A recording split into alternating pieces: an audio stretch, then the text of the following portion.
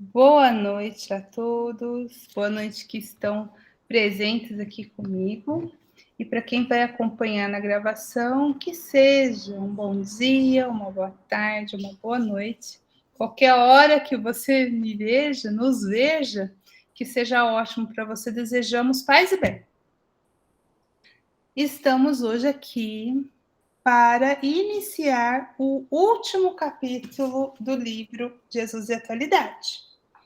Então, para a gente começar as nossas reflexões, leituras, comentários, primeiramente, nós, como toda atividade que fazemos, nós devemos elevar nosso pensamento, né? Então, eu vou convidá-los a seguir comigo numa prece para nos conectar com essa espiritualidade maior, amigos espirituais que nos assistem, nos orientam, os nossos mentores pessoais, né, os nossos, seja o nome que for, os nossos anjos da guarda, os nossos espíritos protetores, que eles possam estar conosco, nos auxiliando e principalmente que nós possamos estar com eles.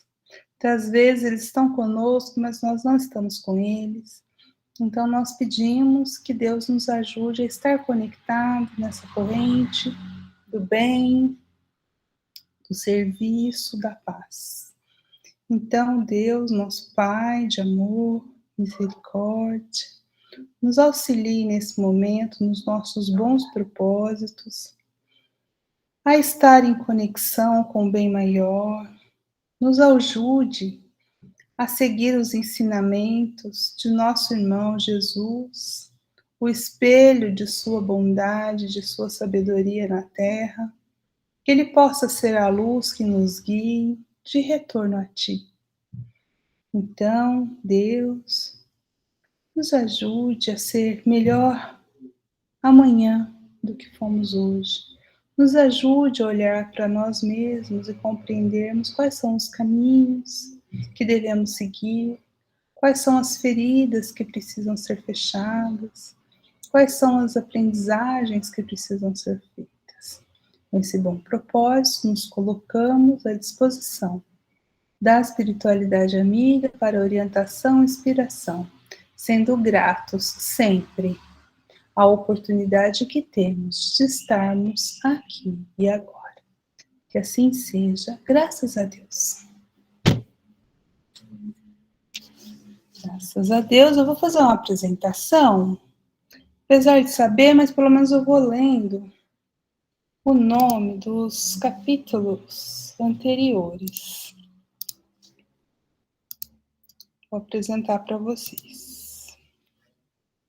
Nossa trajetória foi longa, foram longos 2 anos, estão sendo, né, longos ou curtos, não sei, depois vocês me falam. Nós tivemos uma trajetória, eu falo longo, porque o livro é tão fino, olha, eu até chamo de livrinho. Quem não tem o livro em mãos, ele é muito fininho, né? Então dá a impressão que a gente não teria 2 anos de encontros para conversar sobre ele. E o que descobrimos? Que tínhamos. Muita coisa foi debatida, muita coisa foi descoberta, está sendo. E esse livro vai ficar, né? Que a cada vez que a gente relembra, que a gente possa folheá-lo, buscar nele as lições que, naquele momento que nós estudamos, às vezes não fez sentido, mas no futuro fará. Então, o que eu queria dizer para vocês? Como é que foi essa trajetória até aqui? Nós iniciamos esse estudo no início de 2019. Eu me lembro que foi após o carnaval, eu acho que foi em fevereiro, não me lembro bem se foi fevereiro ou se foi março, mas foi logo depois do carnaval, em 2019. Nós iniciamos lá com a introdução desse livro. Na verdade, no primeiro encontro, nós conversamos sobre a série psicológica, sobre o objetivo que tínhamos naquele momento de fazer uma busca, uma viagem interior. E nós precisamos refletir, talvez nos nossos últimos encontros desse ano, depois que a gente encerrar esse capítulo, se a gente conseguiu um pouco desse intento, né? De se autodescobrir, de se conhecer. Então, foi uma apresentação da série psicológica, depois veio uma introdução em que falamos da mentora Joana de Ângeles, do texto que ela coloca, trazendo a série psicológica como uma relação que ela faz entre a psicologia moderna, juntando, né, os conhecimentos espíritas. Então, é isso que é a série psicológica, e ela fala isso na introdução desse capítulo. E que ela iria trazer 20 temas da atualidade com foco no mergulho do ser, no nosso mergulho interno, né, dentro de nós mesmos. E assim começou com Jesus e desafios, esse grande desafio de nos conhecer. O segundo, Jesus e reencarnação, já que a série psicológica tem como objetivo trazer os conhecimentos trazidos pela psicologia, principalmente, né, com Freud, e depois principalmente com as ideias revolucionárias de Jung, trazendo, culminando na ideia que a doutrina espírita traz da reencarnação, fazendo sentido aqueles conhecimentos psicológicos. Jesus e humanidade, onde a mentora vai nos apresentar como somos irmanados nessa corrente, né? Apesar de não percebermos, mas nós temos traços bastante comuns dessa humanidade que está encarnada na Terra. Jesus e amor, apresentando a atualidade no sentido da urgência que temos de desenvolver o amor incondicional. Jesus e tolerância foi um capítulo muito debatido, de muitas reflexões, para mim principalmente, onde debatemos a questão da tolerância como uma forma de amar, uma forma de entender as diferenças. Jesus e honra, um capítulo transformador, onde, junto com Jesus e dever, que foi mais para frente, nós vamos entender essa questão da honra pessoal, né? Não a honra no sentido social, mas a honra no sentido de buscarmos ser nós mesmos, de honrar aquilo que somos, aquilo que pensamos. Seguido de Jesus e justiça, apresentando essa justiça, na verdade comparando, né, a justiça divina como algo perfeito a ser alcançado, porém, ela fala nesse capítulo sobre a justiça humana, que a justiça humana está muito, muito longe da justiça divina, mas que nós já caminhamos ao longo da nossa trajetória enquanto humanidade, nas várias encarnações, para uma construção de uma justiça melhor hoje do que ela já foi no passado. E a mentora vai nos apresentar que Jesus foi um divisor de águas nessa questão da justiça. Jesus e dever muito ligado com Jesus e honra, porque aí a nossa honra pessoal, a nossa honra individual, mas tem aquilo que eu já me reconheço sendo fiel a mim mesmo, mas tem aquilo que o meu ser já anseia como um dever. Então, quando eu desperto para entender o que eu devo fazer, eu consigo, que vai ser os próximo capítulo daqui a pouco, né, vocês vão ver, através do dever, a coragem, com a consciência do dever, eu tenho a coragem suficiente de agir. Jesus e alegria, a mentora vai nos dizer que esse tema, que a humanidade anda muito triste, é isso, na verdade, né? Ela fala que a alegria não é a tônica, mas que deveria, né? Que deveríamos, talvez, e não temos, a felicidade plena, não temos aqui no planeta Terra, mas nós podemos ter as alegrias de alguns momentos E essa alegria devia ser uma constante. Ela vai nos apresentar que Jesus esteve sempre alegre. E ele, como nosso modelo e guia, nos apresenta a alegria, para dizer que para seguir o mestre eu não preciso sofrer, eu não preciso ser triste, né? 10, Jesus e coragem. Ah, gente, quem chegou depois está um bom resumo. Eu acho que está um bom resumo aqui. Depois o pessoal me agregue aí se eu tiver esquecido alguma coisa. Jesus e coragem, estamos na metade do livro, e não é à toa que a coragem vem no meio, porque para juntar as duas partes, a parte que foi até agora, para reconhecer o meu dever com alegria. Olha que interessante, vamos juntar, né? Eu preciso cumprir o meu dever com alegria. E para isso, e isso me dá coragem suficiente de agir, para então chegar na decisão do que eu quero ser. Porque muitas vezes a gente diz assim, eu sou assim mesmo, minha família é assim, eu sempre fui assim, a síndrome da Gabriela, né? Vou continuar assim. Mas quando nós temos a coragem de assumir o que queremos ser, então o que eu quero ser? E essa é uma pergunta boa, né, gente? O que você quer ser? Não que eu estou perguntando como você está agora. Então, nós que já estamos estudando o Evangelho, seja através da série psicológica, seja através do Evangelho segundo o Espiritismo, seja através do Novo Testamento, nós que já tivemos o conhecimento com a mensagem que Jesus veio nos trazer, nós precisamos tomar a firme decisão de que Jesus é o nosso modelo e o nosso guia até Deus. Então, eu sei o que eu quero ser. Vocês concordam, gente? Qual é a decisão que precisamos tomar? De seguir. Quem quiser vir após mim, tome a sua cruz e siga-me. Nós já sabemos que nós temos que fazer isso. E aí, eu já estou decidida a fazer isso? Né? Essa foi a discussão do capítulo 11. Capítulo 12, responsabilidade. A partir do momento que eu entendo o meu dever, me encho de coragem e tomo a decisão de fazer, eu já tenho uma responsabilidade inserida. Por que esse capítulo foi importante nessa jornada de autodescoberta de nossa parte? Porque até a gente faz certas coisas inconscientemente não tem consciência. A partir do momento que eu desenvolvi todos os outros tópicos, eu vou chegar à conclusão que eu sim tenho o dever de amar, eu sim tenho o dever de aceitar, eu tenho o dever de cuidar do outro.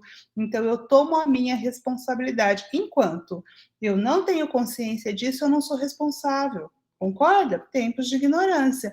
Mas a partir do momento que a consciência desperta, nesse caminho de individuação, que é esse mergulho no próprio ser, né? Eu tenho agora, sim, a responsabilidade pelos meus atos. Então, não existe o certo, não existe o errado. Existe o quê? Uma decisão tomada para seguir aquilo que eu já compreendo como sendo o meu dever, respeitando a minha honra, respeitando aquilo que eu considero que faz parte de mim, e responder com responsabilidade pelos acertos e pelos erros nesse sentido, né, de aprendizado. Capítulo 13. Revolução. Ela vai dizer aqui da revolução que Jesus foi um revolucionário, que Jesus trouxe essa revolução interna. Então não foi o Che Guevara, não foi o, sei lá, me veio só o Che Guevara. Mas tem muitos aí que a gente chama de revolucionários. Ela vai nos apresentar que Jesus fez uma revolução no mundo, e essa revolução mudou os rumos da humanidade e não é lembrado pela história oficial, né?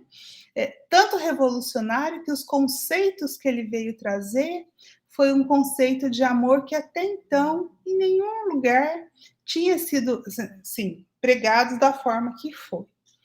Então, a revolução do evangelho. E como esse evangelho pode fazer uma revolução pessoal, né, gente? Aí ela vai dizer isso, que não é a revolução no mundo. Qual é a revolução que queremos e que é essa necessidade da atualidade? A nossa revolução interna. Porque a partir do momento que eu me transformo, eu transformo o meu entorno e posso transformar muito mais. Mas eu não posso impor uma transformação de fora para dentro, mas a transformação é de dentro para fora. Capítulo 14, Jesus e posses. E esse também calou fundo em muitos de nós, porque muitas vezes a gente acha que a gente é desapegado, e nesse capítulo nós chegamos à conclusão que nós temos muitos apegos às coisas. Lá, Joana nos apresenta a posse no sentido material. Na nossa discussão, nós inclusive expandimos para a ideia das posses intelectuais, né? E aí a gente percebeu que esse capítulo foi importante porque nos fez refletir sobre o que de fato a gente tem apego. E a gente tem muitos apegos e nós precisamos trabalhar internamente para nos colocar na situação de depositários e não como donos, né, como é que eu posso dizer? Das coisas que estão dispostas para nós nesse aprendizado dessa encarnação. 15, Jesus e tormentos. Nós vamos ter a questão da atualidade, mas que é uma atualidade, mas também estava no passado, porque nós estamos vivendo num planeta de provas e expiações em que o sofrimento é presente. E como enfrentar, como, né, não transformar a dor em sofrimento ou em tormento, porque tormento é aquilo que é como eu enfrento a dor que me chega. E aí a gente chegou à conclusão que com Jesus e com a responsabilidade, o dever, a alegria de cumprir o dever, respeitando o que eu sou, nós minimizamos os sofrimentos e podem não virar tormentos. Então, essa foi a tônica do capítulo 15. Capítulo 16, Jesus e repouso, Joana nos instiga a pensar na nossa inércia. Muitas vezes nós estacionamos num jardim de delícias, achando que está tudo bem, e não queremos subir o próximo degrau da escada. Então, para a gente tomar cuidado com esse repouso, porque a vida é movimento, e a vida nos convida o tempo todo a estar em movimento, a trabalhar, a servir, como diria Jesus, né? Então, se nós nos acomodamos e ficamos no repouso, pode ter certeza que nós não ficaremos no repouso, que a vida se incumbirá de nos trazer certos aguilhões, acho que é isso, né? Aquela agulha que vai nos impelir a caminhar. 17. Jesus em segurança. Joana nos diz aqui a questão, né, de trabalhar como nós vivemos no mundo que nos traz insegurança física, com a violência, né, com tudo que a gente... E também a insegurança da aceitação na sociedade, insegurança social. E como nós podemos trabalhar essa questão da nossa segurança interna, de novo, com o Evangelho, com os exemplos de Jesus. Jesus é sofrimento. Sofrimento é diferente de tormento. Tormento é aquilo que eu me imputo, né?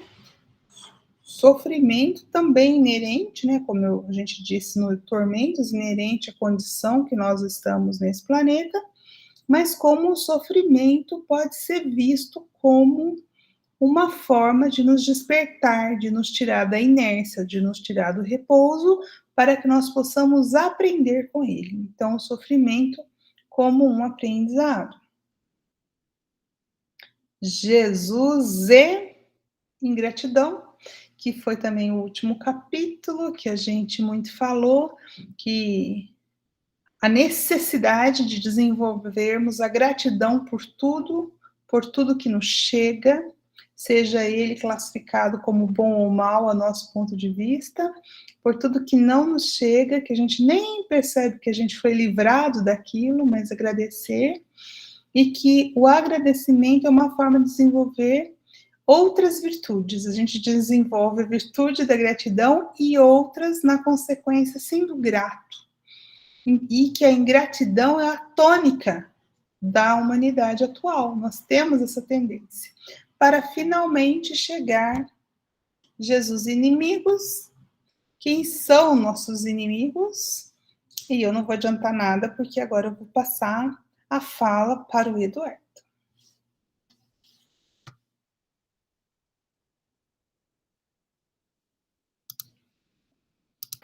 Muito bom, André. Bacana a gente repescar tudo isso, né? Uma jornada assim que a cada capítulo a gente resgata um pouquinho daquilo que se passou. É igual você falou, a gente tem uma perspectiva diferente, né? Uma nova perspectiva. Então eu vou projetar aqui a reflexão, né? O autodiagnóstico. Tá aparecendo para vocês aí? Tá. Maravilha, agradeço. Então, para a gente fazer esse desfecho, para quem está chegando agora, vendo pela primeira vez, sempre ao iniciar um novo capítulo, a nossa proposta é fazer uma reflexão e construir um autodiagnóstico, para a gente se perceber com relação à nossa postura, às nossas atitudes e principalmente com relação ao nosso nível de consciência, de acordo com o tema. Então, quem quiser ficar à vontade pode pegar papel e caneta para anotar as respostas, as reflexões, e ao final do capítulo a gente retoma nas questões para ver se teve algum progresso, alguma mudança de perspectiva. Então, nós temos aqui Jesus e inimigos, nosso autodiagnóstico. Achei bem bacana de repensar, né, esse tema, porque é o capítulo final desse primeiro livro, e a gente tem uma bagagem bem bacana até aqui. Então, as provocações, né, que reflexão a gente pode fazer baseado em todos os capítulos. Então, iniciando o autodiagnóstico. Trouxe a seguinte reflexão. Dentre todas as adversidades com as quais nos deparamos na jornada evolutiva, o principal alerta do mestre não foi dado com relação ao que vem do externo, mas sim daquilo que carregamos em nós mesmos, ainda que inconscientemente. Os inimigos internos são ameaças silenciosas ao nosso progresso. Então essa frase, né, eu fiz questão de trazer ela porque para a gente perceber qual será, né, a gente se questionar qual é a reflexão que a gente pode tirar desse título, desse tema, Jesus e inimigos. Então, já trazendo aqui um direcionamento, os inimigos internos são ameaças silenciosas ao nosso progresso. Por que ameaças silenciosas, né? A gente consegue ver com muita facilidade o que está externo, o que está fora. E muitas vezes a gente não consegue ter uma autopercepção daquilo que realmente pode nos prejudicar, que é a nossa postura diante das situações, diante dos outros.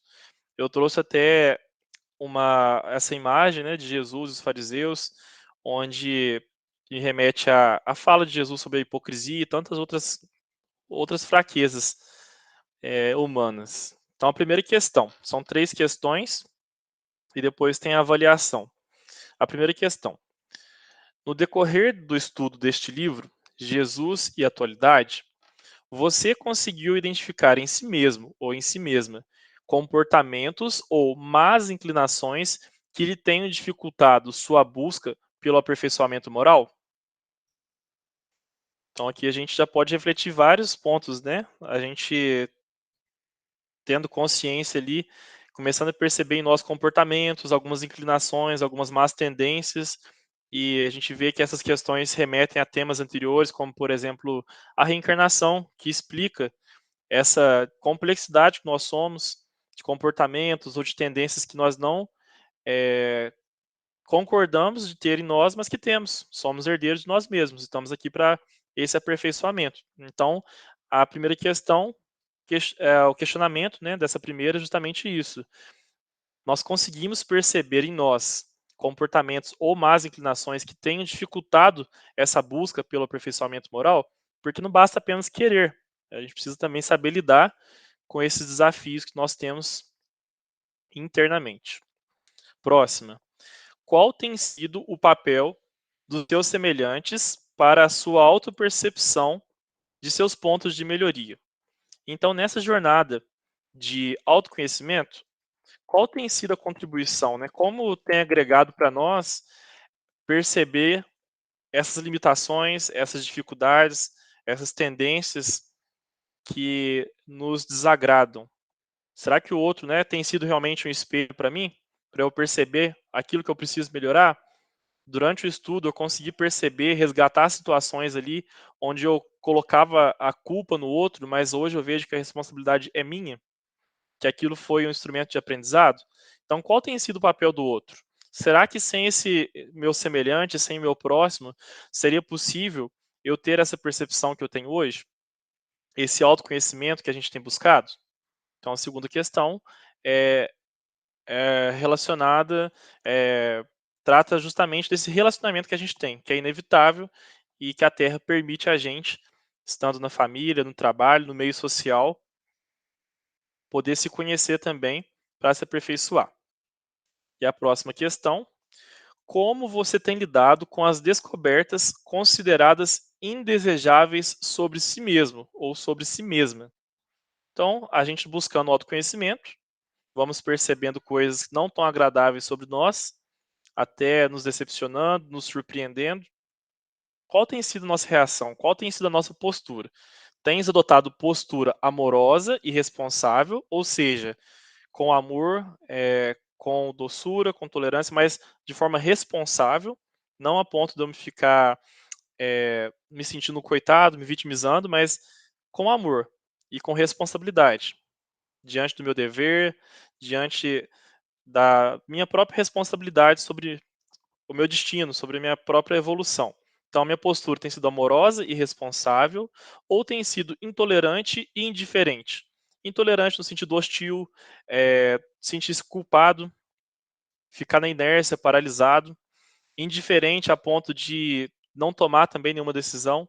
Então, das duas, qual tem sido a nossa postura? Amorosa, compreensiva e responsável, a ponto de tomar decisões e a busca pelo progresso, ou tem sido intolerante, de modo que nós temos colocado isso indiferente, nos paralisando com a culpa, por exemplo.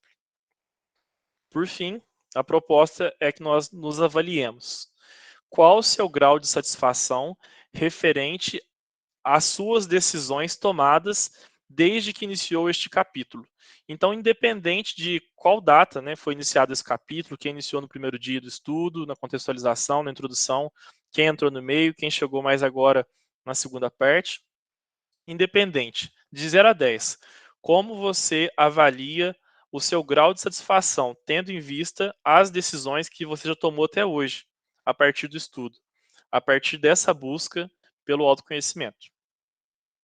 Então, essas são as questões, né? Espero que elas ajudem a gente a provocar, né, as reflexões também com a contribuição de cada capítulo que a Andrea passou, né? Reencarnação, desafios, humanidade, amor, tolerância, honra, justiça, dever, alegria, coragem, decisão, responsabilidade, revolução, posses, tormentos, repouso, insegurança, sofrimento e ingratidão.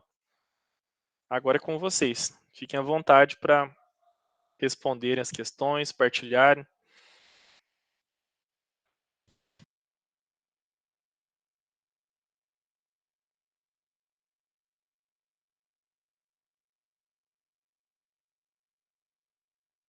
Alguém se habilita?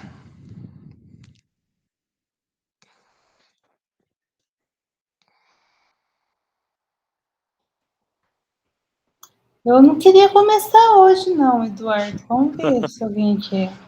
Ó, vou puxar a primeira questão aqui, hein? Vamos lá. No decorrer deste livro, Jesus e Atualidade, alguém que conseguiu identificar em si mesmo comportamentos ou más inclinações e isso dificultou de alguma forma o progresso? Ou ninguém identificou nada? Tá tudo a mil maravilhas de acordo com os ensinamentos do mestre. Quem quiser partilhar, falar sobre, né, o que percebeu ou se percebeu, fica à vontade. Márcio, fica à vontade, agradeço.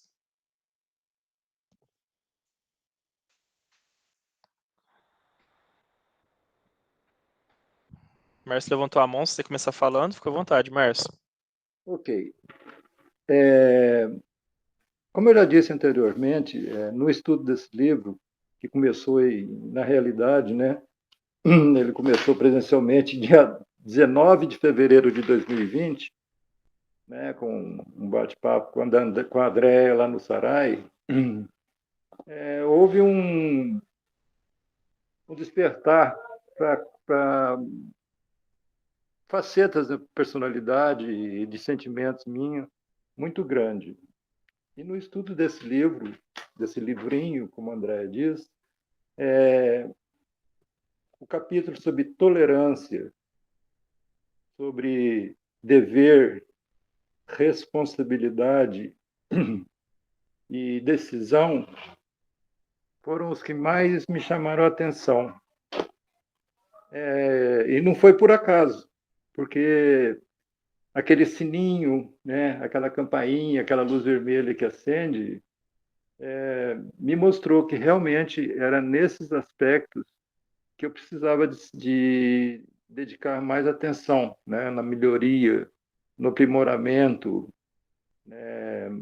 Como o Fernando disse antes da gente começar a gravar o encontro, né, a gente se descobre fazendo coisas que a gente achava que já tinha conhecimento e domínio. E eu comecei a prestar atenção. E realmente nesses capítulos, né, tolerância, responsabilidade, enfim, são capítulos que fizeram que eu percebesse que eu ainda estava muito aquém daquilo que eu precisava de estar. Alguns até eu nem percebia que precisava de serem atacados, né? Então eu acho que esse estudo, sem dúvida nenhuma, e a gente precisa de estar sempre em mente a responsabilidade, né? Porque depois que a gente sabe, a gente assume responsabilidade. A gente não tem para onde recorrer mais, não é? A responsabilidade que a gente tem diante do conhecimento, ela é muito grande. Eu não posso alegar nada sequer para mim mesmo, né? Então, eu acho que o estudo desse livro e esses capítulos foram a pedra de toque para mim começar a trabalhar de uma forma mais determinada, né? Com mais coragem, com mais decisão, esses pontos fracos, vamos dizer assim. Era isso. Agradeço, Márcio. Obrigado pela partilha. Alguém mais quer contribuir sobre a primeira questão?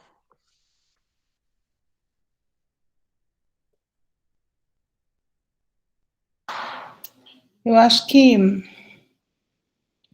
Joana tem uma escrita, Eduardo, muito incisiva, sabe?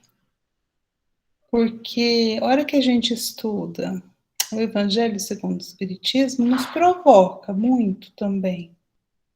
Mas eu acho que Joana vai mais fundo, sabe? Não sei. Sim, eu acho que a forma como ela nos coloca frente a frente conosco mesmo faz com que a gente se movimente, como o Márcio estava falando, né?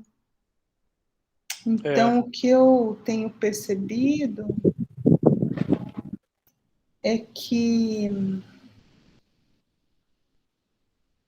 às vezes a gente acha realmente que já subiu um degrau, mas a gente não subiu. Acho que é isso, sabe? Essa conclusão que eu chego, assim. A gente se pega. Sabe, igual a criança, eu me sinto assim. Sabe a criança lá pelos seus. Criança, né? Vocês já vão entender o que eu tô falando. Sei lá, pelos seus 12 anos, que dependendo da coisa que ela vai fazer, a pessoa fala assim: mas você não é mais criança, você já é um mocinho. Aí outra coisa que ela quer fazer de liberdade, eu só sei que é isso, você é um menino, não pode fazer isso. Então, assim, parece, eu me sinto assim, nessa situação da adolescência, em que para certas coisas me cobram que eu faça, mas eu ainda não consigo, eu não estou na idade. Para outras, eu... Então, assim, eu acho que eu me sinto desse jeito, sabe?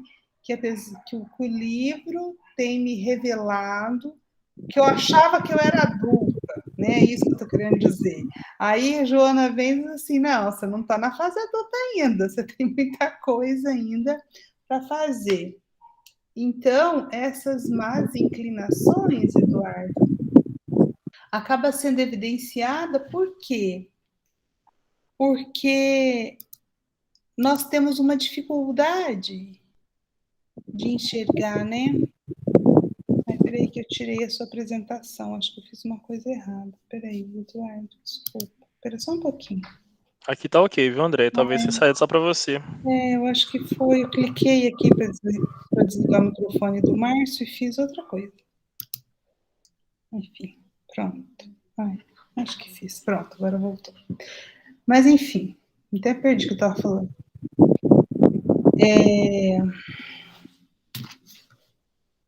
O que esse estudo tem nos feito, ou pelo menos a mim, não vou falar nós, não, vou falar para mim.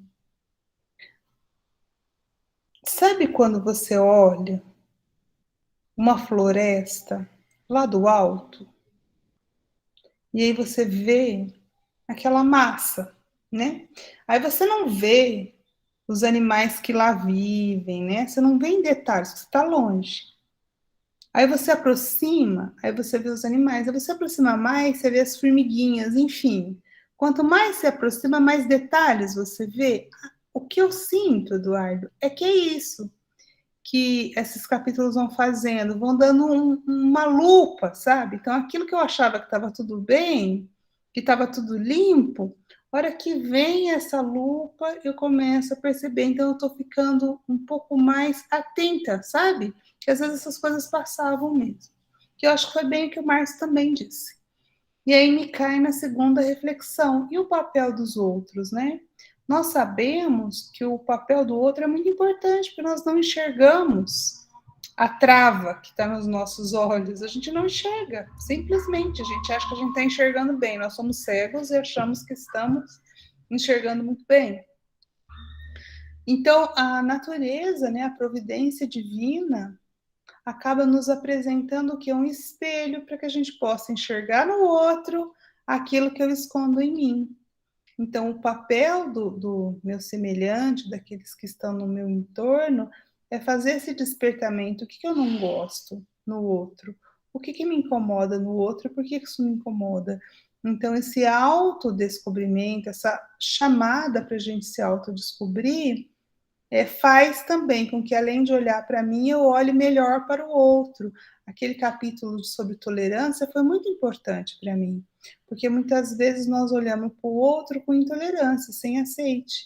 E a partir do momento que eu tolero, fazendo esse exercício de amor, eu posso me dar a oportunidade de olhar nele as coisas positivas que ele tem e as coisas negativas que eu julgo nele, eu poder me perguntar, será que eu não tenho, de alguma forma, isso em mim? Né? Eu não sei se você quer que eu fale das outras, eu já vou falar de vez, pode? Pode, ficar à vontade, que aí vai provocando também outras reflexões. As próximas partilhas vão ficar ainda mais Como ricas. eu tenho lidado com essas descobertas indesejáveis? Gente, eu vou ser sincera para vocês, não é fácil, não. Eu não gosto de identificar isso em mim, não sei se alguém gosta aí. Eu fico muito brava comigo mesma, aí demora um tempo, mas assim, é difícil enxergar, porque a gente quer, na verdade, esconder, né? Mas agora o que a gente já descobriu, pelo menos em teoria, que não adianta eu esconder que a roupa tá limpa, porque ela tá suja. O que eu tenho que fazer é tomar a decisão de lavar. O que eu tenho que fazer para lavar? Né? Então eu tô nesse desafio, sabe, Eduardo? Nesse desafio de identificar as manchas, e quem lava roupa sabe, né? Se você tem uma mancha, se você pega. Gente, desculpa, não sei se todo mundo lava roupa aqui, né? Eu lavo. Depois da pandemia eu tenho que lavar. Aí é assim, igual a gente tem lá, vou usar a metáfora da toalha de mesa. A gente vive derrubando molho, suco de uva, vinho, né? Na toalha de mesa. E então o que eu faço? Caiu, eu já saio correndo, porque antes, quando eu não lavava, Eu não me preocupava, porque eu não tinha noção da dificuldade de tirar a mancha depois que seca. Agora que eu lavo, que eu descobri que é difícil tirar, que tem que comprar não sei o quê, que tem que passar não sei o quê, que tem que esperar. O que que eu faço? Manchou, eu corro lá e tiro. Então eu acho, Eduardo, que esse livro me fez um pouco disso, de eu perceber que assim que eu identifico a mancha, eu corro lá e tento lavar. Porque eu empurrar isso com a barriga e fingir que a mancha não aconteceu, só piora a situação, porque a mancha vai ficar muito mais difícil. Só fiz uma metáfora, mas eu acho que é assim. Eu, quando identifico a mancha, eu não gosto, assim como a gente derruba suco de uva na. Você fica contente quando derruba suco de uva na mesa? Ninguém fica contente, então eu não gosto, é lógico que eu não gosto, eu sei que eu vou ter trabalho. Mas eu sei que se eu correr e atacar aquilo, o mal vai ser menor. Sempre eu consigo isso? Não. Nem sempre. Mas é o que eu ando fazendo, tentando fazer na medida que eu vou despertando, sabe? E eu já me peguei fazendo assim, que eu sei que eu preciso fazer naquela hora, mas eu não quero fazer. Eu já me peguei assim, aí na hora eu fico. Mas depois você vai pagar o preço, né? Aí eu fico conversando comigo mesma. Aí mesmo a contragosto, mesmo com preguiça, eu vou lá e faço. Então eu estou me propondo a fazer dessa forma. E meu grau de satisfação com as decisões, 4. Eu acho que ainda falta muita coisa, mas eu já avancei um pouquinho, mesmo com preguiça. Eu já faço por. Sabe quando a responsabilidade, eu falo assim, isso vai ser me comentar. Então eu pego e faço por preguiça do que virá. A minha preguiça do que virá é maior do que a minha preguiça de não fazer nada. Agradeço a partilha, André. Antes de passar a palavra para o Fernando, tô com a mão levantada. É isso que você e o Márcio trouxeram, né? Desse zoom que a Joana traz sobre o evangelho em si, né? A percepção que eu tenho, particularmente, é que é como se aprofundasse, né? Cada palavra que tem ali numa passagem do evangelho, ela dá esse zoom para que a gente possa perceber, e algo que eu percebi em mim, tenho percebido cada vez mais, é que muita coisa eu sei, eu tomei conhecimento, né? Eu conheço ali, por exemplo, um dos capítulos que eu acho mais bonito, uma das passagens mais bonitas que eu acho no Evangelho segundo o Espiritismo, é o homem de bem. Tem várias recomendações, né, falando ali qual é a postura, qual é a conduta do homem de bem. E aqui parece que expande tudo isso.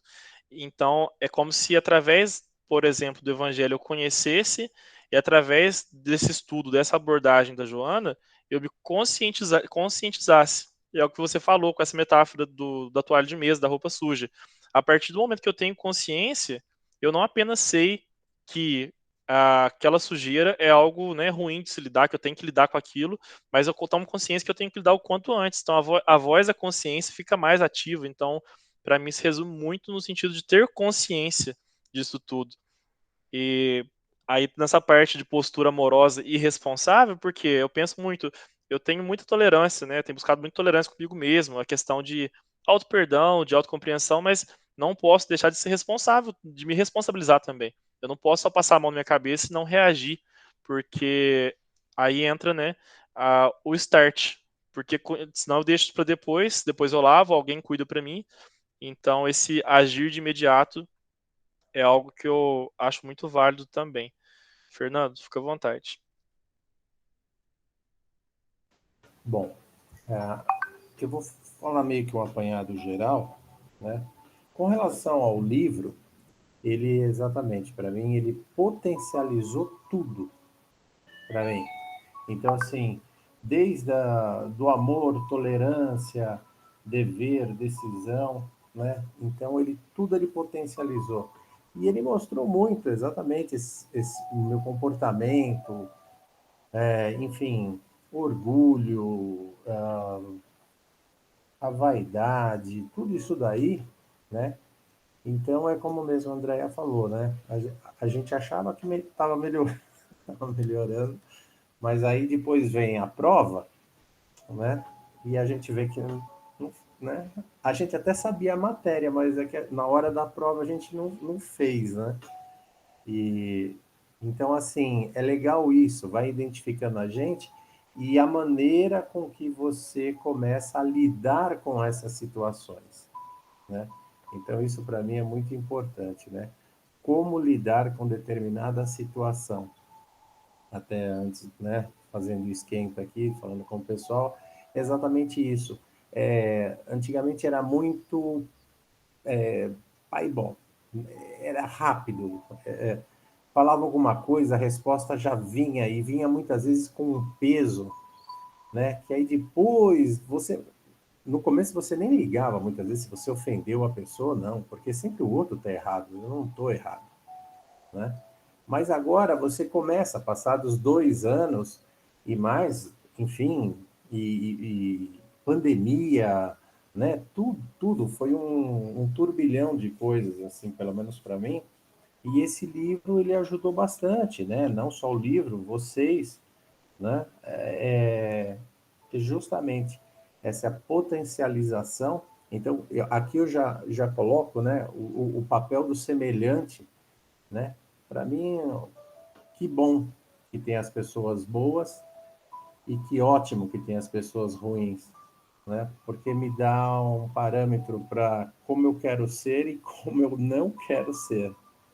Né? Então, eu acho isso, para mim, foi pontos positivos em tudo, né? Em tudo. Antes era assim, não que você aceite, né, as coisas ruins, mas hoje você passa a ter uma visão diferente, né? Não é castigo, né?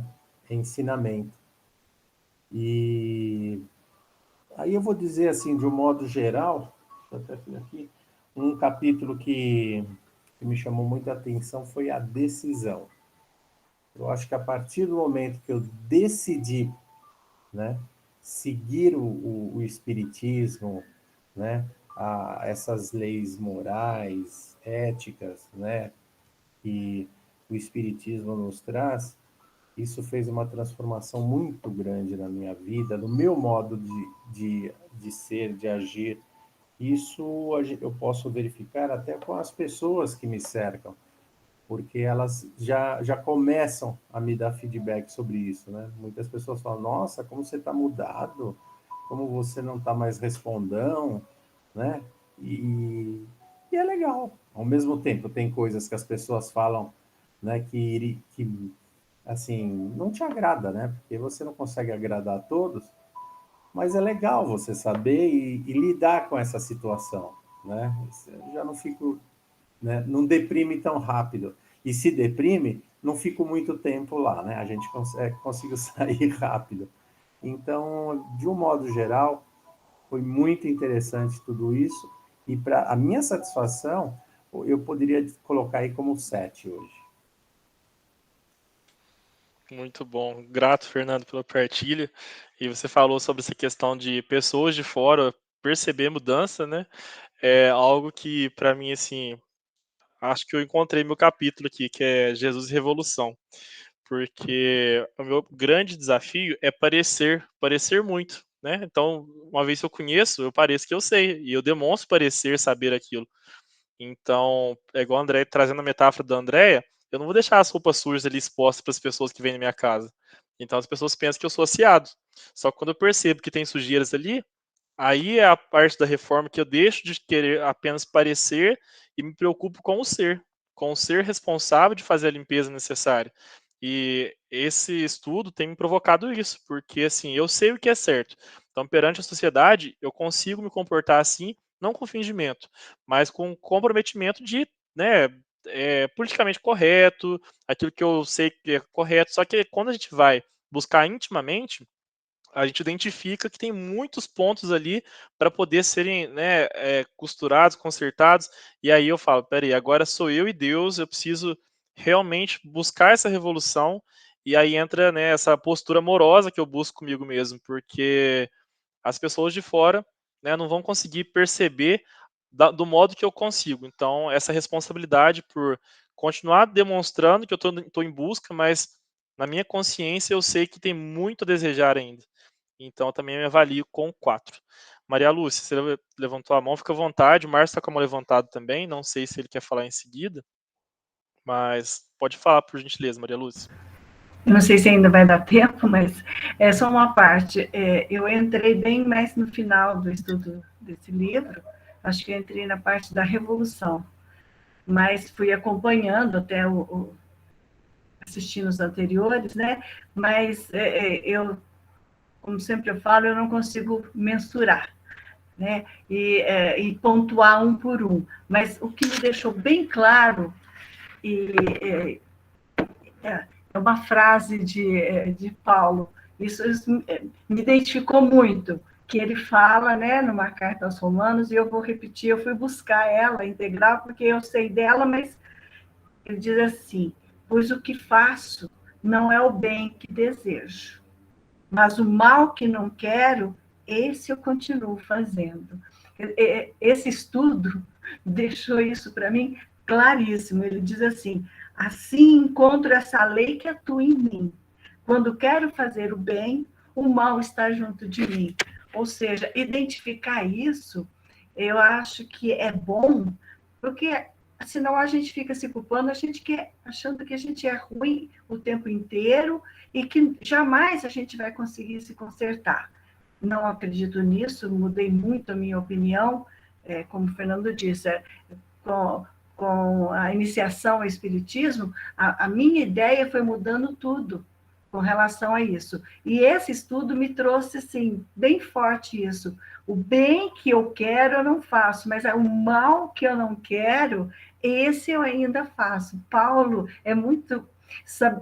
traz muita sabedoria nessa frase, né? Era isso que eu gostaria de ter compartilhado, que eu me sinto desta forma, mas com a esperança e a certeza de que o caminho está aí e eu vou trilhar, todos vamos trilhar e chegar lá no final.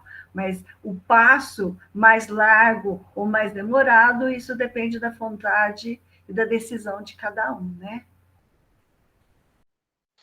Muito bom. Gratidão pela partilha, Maria Lúcia. E essa frase a gente traz desde o início do capítulo, né, André e Márcia? Eu faço o mal que eu não quero, ainda me comprazo ainda, né? Se for observar, a gente tem muito disso, sem perceber. Então, essa consciência é muito importante. O Márcio não queria falar, Eduardo, de novo? Márcio. A Maria Lúcia é muito interessante que ela colocou justamente o que eu sempre pensei a respeito, sabe? Das nossas imperfeições, da nossa luta para dominar essas imperfeições, para modificar esse quadro interno nosso. Ela foi muito feliz. Eu tenho essa frase de Paulo como a minha fortaleza, porque quando você pede para fazer a avaliação, eu estou mais ou menos na nota que a Andrea deu a ela mesmo, de 3, 4. Mas essa mensagem de Paulo, essa frase de Paulo, me reconforta e me dá muita força, né? Mas nem por isso ele enfrentou situações infinitamente maiores que eu enfrento. Os tempos são outros, evidentemente, mas isso me dá muita força. Eu acho que a gente tem que se mirar em exemplos, né? E ele foi um grande exemplo de mudança, né? Haja visto a vida de Saulo para de Paulo, né? E outra coisa é que nessa pergunta, né, qual tem sido o papel de seus semelhantes? Eu acho que sem eles a gente não realizaria mudança nenhuma, nenhuma. Se nós vivêssemos isolados, nós não nos iríamos perceber das nossas imperfeições, nós não iríamos mudar. Então, eu acho que a presença dos semelhantes, sejam eles familiares ou não, é fundamental para as nossas mudanças, né? É aí que a gente vai ver o quanto a gente precisa de realizar mudanças internas. São os nossos professores. Os nossos semelhantes são os nossos professores. É ele que, a partir do momento que a gente tem olhos para ver, que vai nos alertar da nossa intolerância, da nossa falta de humildade, da nossa irresponsabilidade, da nossa ingratidão, da nossa falta de coragem, enfim, de tudo que Jesus veio nos mostrar. Eu agradeço e agora eu acho que eu finalizo de vez. Muito obrigado. Agradecemos também, André, fica à vontade. caminhando assim para o encerramento, sabe? Eu não vou falar sobre a reflexão, não, mas eu quero deixar registrado aqui. Nessa pergunta, sabe, Eduardo, eu respondi, mas eu queria fazer um adendo. Qual tem sido Sim. o papel dos seus semelhantes para a sua autopercepção de seus pontos de melhoria? Eu queria agradecer a esse grupo, primeiro de maneira geral, que se não fosse vocês, eu não estaria estudando esse livro, essa é a verdade. Eu me proponho a estar aqui toda semana e estudar, porque eu tenho vocês concordam? Sozinho ia ser, eu poderia fazer uma leitura, mas não seria nessa profundidade. Então, os meus semelhantes, no caso aqui vocês, têm sido de fundamental importância com cada partilha que vocês fazem. Então, eu vou começar com o organizador do debate de hoje, tá? O Eduardo. Mostra um ponto de vista para mim muito interessante quando ele traz essas reflexões e quando ele se posiciona, porque o Eduardo, o Márcio, o Fernando, né, desde o início, são os que mais, assim, falam. Então, eu queria deixar registrado que isso é importante, porque a experiência do outro eu não preciso repetir muitas vezes, ou às vezes o que vocês trazem eu identifico em mim e não tinha olhado para aquilo, sabe? A Maria Lúcia também participa muito, mas chegou um pouquinho depois, né, Maria Lúcia? Mas também traz reflexões excelentes, enfim. E aí o que eu queria dizer é isso, sabe? Eu aprendo um pouquinho com vocês, sempre. Então, sempre não é só do lado negativo, sabe? Aquele que me provoca, aquele que eu não gosto, que eu estou aprendendo. Esse é um aprendizado mais difícil, mas é tão bom aprender com amigos. Enfim, a Edna, por exemplo, fala pouco aqui no grupo, né, Edna? Mas a Edna, eu conheço ela de outros grupos e, assim, aprendo demais com ela. A Graça fala de vez em quando, né, Graça? A Graça fala o essencial. Quando é preciso falar, ela fala, né, Graça? A Márcia também, assim, a Márcia tem uma postura que serve para mim de exemplo, ela, na dela, mas ela tem uma opinião muito forte, sim, acabando participando, enfim, né? Maria Zélia, gente, aqui no grupo ela não fala muito, mas a Maria Zélia me manda boa noite, me manda recadinho. Às vezes eu é que não respondo para ela, assim, mas eu aprendo muito com o carinho dela, sabe? Eduardo, então essa pergunta, você está vendo o que eu estou querendo dizer? Minha Maria Zélia, sempre está me mandando um bom dia, boa noite. Aí ela me manda, eu vejo, Maria Zélia, penso nela, sabe? E aí, o que ela está me ensinando? Ela está me ensinando que eu sou muito, eu, particularmente, tá? Às vezes eu acho que eu sou muito fria, sabe? Quem manda mensagem para mim sabe quanto que eu demoro para responder, né, gente? Fala a verdade, não é?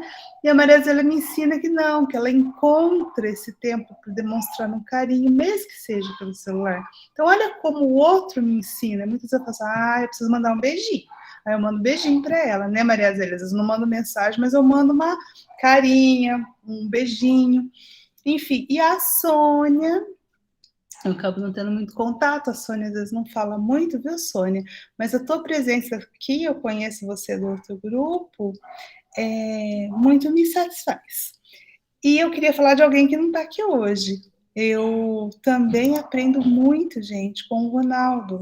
Ele é quietinho aqui no grupo. Eu esqueci de falar do Márcio da Magali. Peraí que eu já vou falar. Estou esquecendo de você, Márcio. O Ronaldo, nas reflexões que a gente faz, a gente debate muito, a gente discute o que foi feito na semana, e isso me enche de satisfação, porque é muito jovem, né? O Eduardo com o Ronaldo, são os mais jovens, e eu aprendo muito com vocês. E o Márcio, gente, nem se fala.